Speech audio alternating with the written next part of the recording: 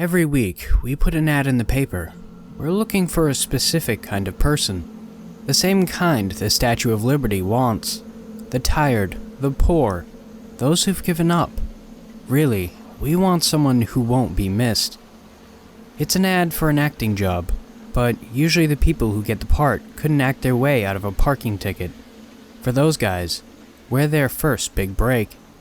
Finally, their talent's being recognized, and they've scored a part in an acclaimed off-Broadway show. Of course, they think it'll be the stepping stone to bigger and better things, and of course, it won't. We call the people in this role burners. You could say our whole production revolves around them. It takes a well-oiled machine to replace actors quick enough that they can learn their part. It's a small part, sure, but it's still not easy to pick up and train new actors that quickly. And our legal department must be wizards, making so many deaths untraceable. Of course, it helps that the witnesses are either in on it or don't believe it. It is nothing short of Herculean. But it's worth it. I guess you could say they're our gimmick. The burners don't know, if I haven't made that clear. They don't know that they're going to be shot on stage until they are, and usually even a little after that. In all the rehearsals we use a fake gun, and when they've got lines to remember and performance anxiety, and plenty of lights in their face, who's gonna notice that this time my revolver's actually real? I fire, the burner screams and collapses, and what I'm sure much of the audience thinks is the only good acting he's done all night, and the curtain's down for intermission. It all happens so fast. It all happens fast enough that no one asks questions, but slow enough that they can definitely enjoy the show. Mostly, they're blissfully oblivious, but that's not to say none of the audience knows what's going on. A lot of them leave during intermission, having seen what they came for. There are circles, naturally, where the people know and love what we do, and we know how to market just right to those people, and it lets our tickets go for the same price as tickets to Hamilton. But anyways, this is about me, about my experience. The central motif of our play involves the heart, which demands that I shoot the burners in the chest. Consequently, they're not always out like a light. We can't have me put another bullet in their head once the scene's over. We can't be patching up so many bullet holes in the set. But we also don't want the guy screaming throughout intermission. So right after curtain, I have to bend down and silence them how I please. I've learned to strangle someone just right so they can't be heard over the fading music. Usually, occasionally, the noise still gets through.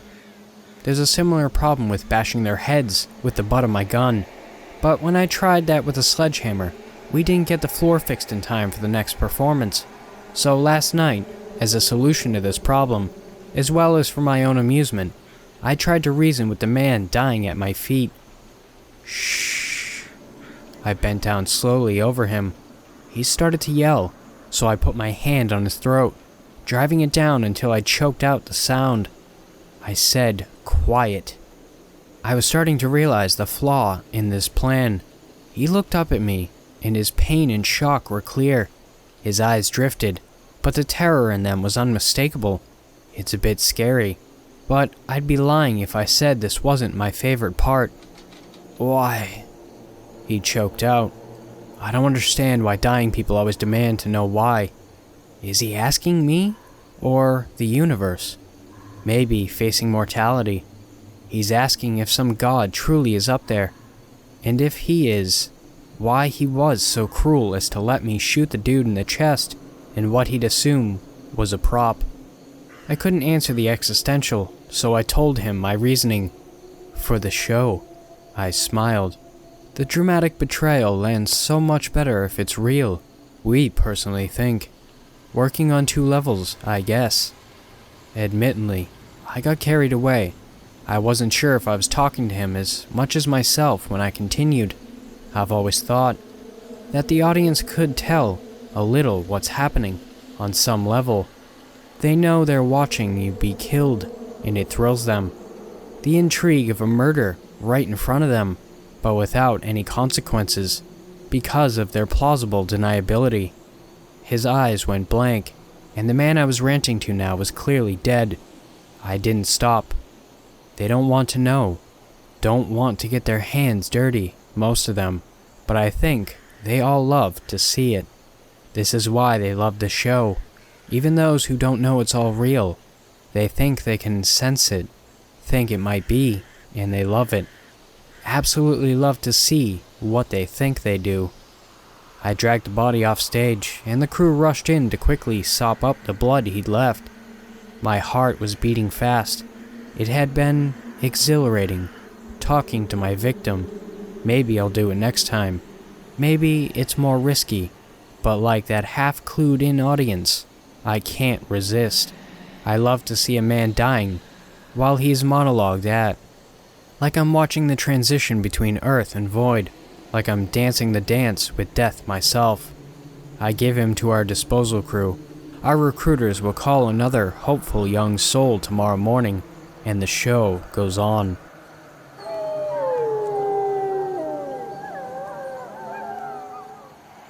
I have been a 911 dispatcher for about 3 years now. I don't know how my life eventually led me to work in this field, but somehow it happened. As you can probably imagine, it's not the best job to have. The pay is not good at all, and it's definitely not worth the emotional roller coaster that comes with it. I cannot tell you how many sleepless nights I have had due to what I hear on the other line. Most of my calls aren't too bad. Mostly minor domestic disputes and armed robbery reports. But on rare occasion, I would get a disturbing call, describing a murder scene, or something along those lines. The calls with kids were also some of the worst, but one call sticks out, and it happened only a few weeks ago. I live in a decently small town, so crime is not the biggest issue, but I guess that is why whenever I get a call about a grisly murder crime, it hits the worst emotionally. All calls get to me, but not as much as serious ones do. I'm not saying only some are serious and some aren't, but you get the point. A few nights ago, I got a call at about 11:30 p.m. I don't usually work overnight, but one of my coworkers was out sick, so I had volunteered for a double shift, as my boss would pay me overtime if I did so. I'm just sitting at my desk, daydreaming about whatever, when I get the call. I brace myself and answer, and this is what I said. 911, what's your God, please, help me! Please stop her! I was caught completely off guard by the caller screaming into the phone and immediately put on edge. The caller was a man, as I could tell by the deepness in the voice. I knew already this was not routine, and I immediately tried to calm him down so I could find out where he was and send the police to his location. Sir, calm down. I need you to tell me where you are. 612 Yokar Street. Please send someone. I have an intruder and she's trying to kill me. Yokar Street was near the edge of the town, so it would take police at least 10 minutes to get there. I had to get enough information out of the caller to inform the traveling officers about what they would be dealing with if things escalated. Police are on their way. Are you hurt? No, but she wants to hurt me. She's destroying everything in the house, and she's screaming her head off. Through the phone, I could hear now the muffled screams of a girl. It was now apparent that the intruder was inside the house. Is there anyone else in the house besides yourself and the intruder? No, I was alone before she broke in. Okay, I need you to listen to me carefully. Lock yourself inside a room and hide. Stay on the line with me though. I'm already locked inside the bedroom and hiding under the bed. Alright, good. Tell me what happened. I don't know. I woke up hearing things rattling in the living room. I got up and investigated, and there was a girl standing there, fiddling with one of the cabinets. I tried to quietly run to my room and call for help, but as soon as I moved, she noticed me.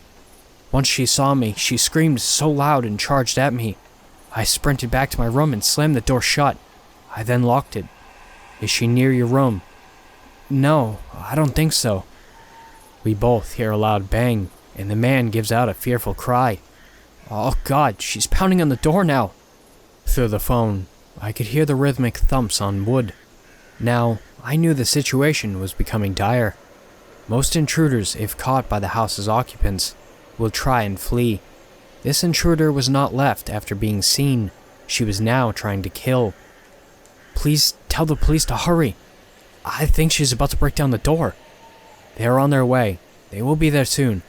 I prayed they would be. Can you describe the girl to me? Yeah, I can try to. Already, I was panicking for the caller. I couldn't have imagined how frightening the whole situation would be. But the description the caller then gave me was bone-chilling. She looked like a child. She's not an adult. That I know for sure.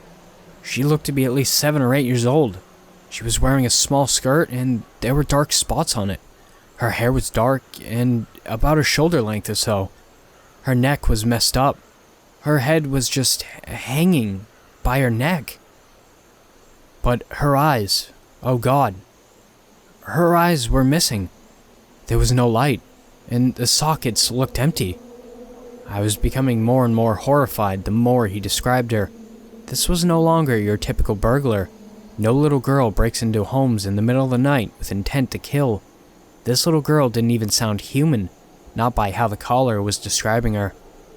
5 minutes had passed, and I prayed the police would get there soon. The man was crying at this point, and he was growing more and more panicked with every passing second. Do you know why this girl could have broken into your house? I don't know. He then stopped for a few seconds before continuing. She stopped banging on the door. I listened, and there was nothing. No noise, other than the caller's panicked breaths. Okay, stay very quiet for me. Stay where you are. Okay. If it sounds like she is leaving your house, please tell me. Well, now that you mentioned it, this isn't my house. Wait, excuse me? This... He didn't even get to finish what he was going to say. As soon as he spoke, I heard a massive crash, and the man yelled. I heard the ear-splitting screams of the man and the intruder. Then, the line went dead. I sat at my desk, frozen and silent for a good few minutes.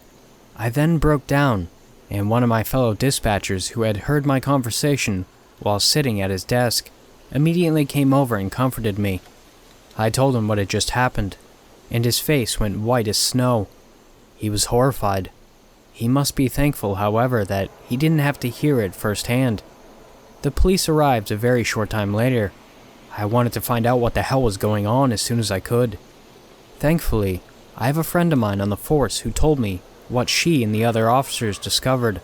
This is what she told me when I talked to her the next day. The house had no forcible entry. No windows were broken, and the front and back door were locked and secure. She and the other officers on scene were dumbfounded, as they couldn't figure out how the intruder got in. This neither meant that the intruder was willingly let into the home, which the caller did not tell me, or that the intruder was already in the house when the caller returned to the house that wasn't even his, which at the time seems to be the most likely. Nevertheless, the cops eventually were able to pry open a window and get inside to check on the caller. The house was a mess. Everything, from picture frames to glasses to even a refrigerator, were wrecked. It was as if a demolition crew had a field day inside the house. The bedroom door was blown off its hinges, the door was in pieces, and there were wooden shards everywhere. If the cops weren't already creeped out at this point, they were just beginning to be. My friend told me that a linebacker couldn't have caused that much damage to the door in one blow, let alone a little girl. She was already on edge. But it got much, much worse when they eventually found the caller. The man was found in the bathroom connected to the bedroom he was hiding in. It was gruesome. His blood was everywhere, most of it flowing from a gaping hole in his abdominal region. Some of it, however, was on the walls of the bedroom and the ceiling. His eyes were also missing. My friend said a couple of police officers passed out or vomited from the sheer shock after looking at the grisly atrocity that happened to the man. I was already horrified by what I heard. The man had died a very violent death, and this intruder was still out there. But my friend then told me something that made this case more bone-chilling than it already was. While looking around the house, one of the officers found an out-of-place wall near the kitchen. The wall looked to be artificial. It was connected to another wall. but it was only about 4 feet high and seemed to serve no purpose. It almost looked like a barrier to the kitchen, though there was an opening right next to it. The officer knocked on it lightly. Not only was it hollow, but when the officer knocked, a small hole opened up. He knocked again very lightly, but the wall was so weak that it was enough force to actually penetrate it. He shined a flashlight inside and saw a blanket on the ground, but what caught his attention was the blanket itself. Rather, it was the lump underneath it.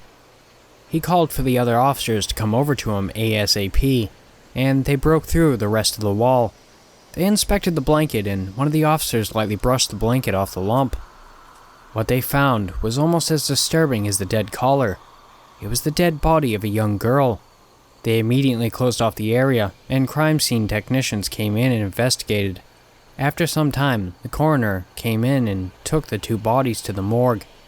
A few days later, the rest of the details came out about this case, and I was eager to hear what the coroner and police had discovered. And my friend called me to tell me the rest of the story as soon as she found out. The caller had died from blood loss from being gutted. His eyes were never found. The girl was identified as Taylor Watherton, a 9-year-old girl who went missing a little over 2 years ago. She went missing from a local playground, and she was last seen wearing a polka dot covered skirt. I didn't think much of it until I found a missing persons poster with her picture on it. She was a cute petite girl with black hair that ran just to her shoulders. As I was looking at her photo, I couldn't stop thinking about the skirt she was last seen in. I felt like it was missing something. Then it hit me, and I almost fainted as I remembered what the caller told me. She was wearing a small skirt, and there were dark spots on it. Her hair was dark, and about shoulder length or so. Apparently, the coroner determined that she had been dead for not that long at all. According to him, she appeared to be dead no longer than a month. While the cause of death could not be determined exactly, her neck was broken, and it wasn't post-mortem. I told my friend when I originally talked to her that the caller said the house wasn't his. She did some digging and reported back to me around the same time the rest of the details were released. The house belonged to a man named Travis Quinsley, who had recently been reported missing. He apparently told his family he was going on a trip to Canada, as he had a few friends who lived up there and that they were going to have a guy week. However, he didn't return when he was supposed to. During this time, his family would rotate house sitting. His brother, Colby, was the caller. I knew what he had looked like. His photo had been shown in the news a couple of times since his body was identified alongside a missing child. He was a young man with straight strawberry blonde hair and a decent build. After talking to my friend, I looked up a picture of what Travis looked like if he was missing. I wanted to at least have an image of his face that I could put into the back of my mind. My heart dropped when I looked at a picture of him together with his brother on social media accounts. It was captioned back with the twin. He looked exactly like Colby.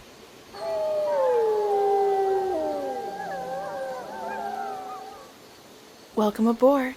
The blonde stewardess grinned, perfect white teeth. Seat number? 14B. I read off the folded ticket. Delirious from the early morning scrambling to JFK. I was exhausted and eager to nap on a long flight to the UK. Just a few more hours and I'll see Phoebe, I thought. I'd only known her for 2 months, but I was flying overseas to see her again after a week apart. I also never been in love before, at least not like this. Down the right aisle, middle seat. The chipper stewardess sang in a soothing tone. I hauled my hefty carry-on behind me down the aisle, careful not to kneecap anyone. A businessman in front of me was taking his time removing books, neck pillows, and Kindle from his bag, causing a traffic jam. It was nearly a 7-hour flight to Heathrow. Plenty of time to do that later. Still, I waited patiently until people behind me began to shove. I cleared my throat, hoping he'd take a hint. He didn't. I groaned and lowered my head in frustration before clearing my throat a little louder. The middle-aged businessman holding up the rest of us gave me a sneer, squinting down the end of his upturned nose. Finally, he slid into his seat. The man huffed some whispered insult under his breath as I'd passed, but I brushed it off. Though we hadn't left the ground, I was walking on air at the thought of seeing her. I squeezed down my narrow aisle, lugging my heavy bag as an infant's cries grew in volume. I glanced at the numbers as I shuffled onward. Upon spotting my row number, I stopped in my tracks. This couldn't be right. Surely there was a mistake. I checked the ticket a few times to confirm. I was seated between a loudly squealing baby and a snoring overweight man. "Pardon me," I said to the large man spilling out his aisle seat. "Sir," I continued before the wide man wearing a Hard Rock Cafe t-shirt and shorts finally woke up. He glowered at me with a face red from rosacea, covered in wild, gray whiskers. He grumbled as he struggled to his feet and then extended a large arm to his dreaded middle seat, as if angrily presenting the last of his possessions to a repo man. I squeezed into the narrow seat and clicked my belt on before plugging my earbuds in to drown out the wailing babies screeching with music. The large man spilled back into his aisle seat, and his sweaty belly enveloped my forearm like a hairy embla.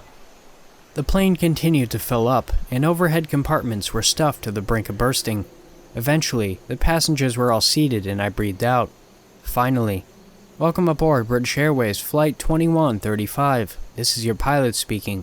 Thank you for your patience. We are now cleared for takeoff," a robust voice said through the speaker. The plane soon rattled as we accelerated down the runway. I clenched the armrest, trying to convince myself the amount of shaking was completely natural. My body pressed back against the seat as the plane tilted and lifted. The city beneath fell away.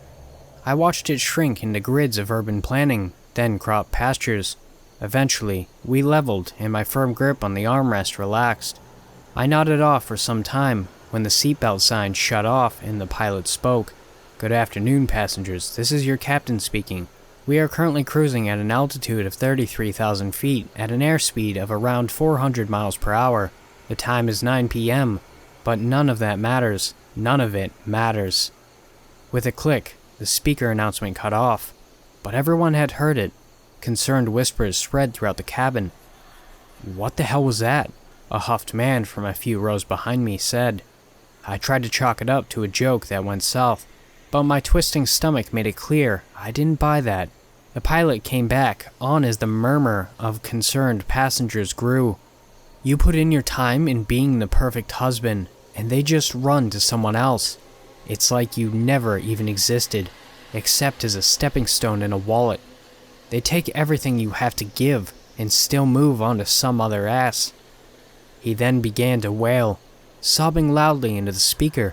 I was no longer simply concerned. I was terrified. Everyone on board was.